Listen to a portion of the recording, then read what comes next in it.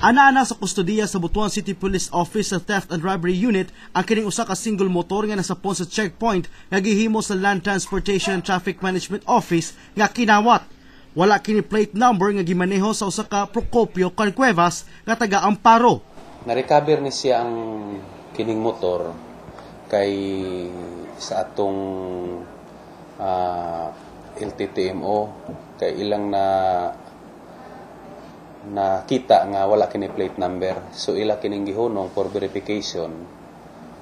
So after verification ilang gidala diri sa mong istasyon, tapos pag verify mo ni day nga kining motor day na record nga nawala last July 13, 2010 pa siya.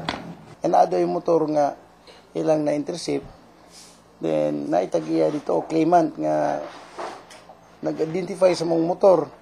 Then pag ingon nga kung imo ng motor, tanawa kung sa imong emailhan.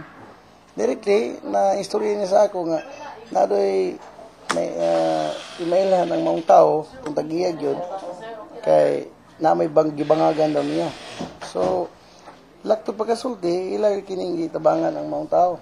Sa diyang ipaberipika sa TRU sa BCPO ang motor single nasayran nga kinawat kini og gikawat niadtong Hulyo 13 tuig 2010. Nagkatukma usab ang chassis number sa nawala nga motor og sa na-recover. Napalit lamang matud pa kini sa kantidad nga 27,000 pesos. Sa impormasyong nakuha sa kapulisan, usa ka Kasan Castro ang napalitan ni Kay Cuevas nga taga Barangay Limaha.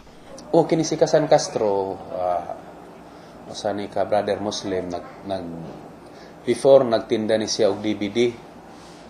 So karon amo pa kini siyang i-trace og asa ni siya para among pangutanon og asa gikan ning mga motor kay siya man ang na-involve nga pangalan.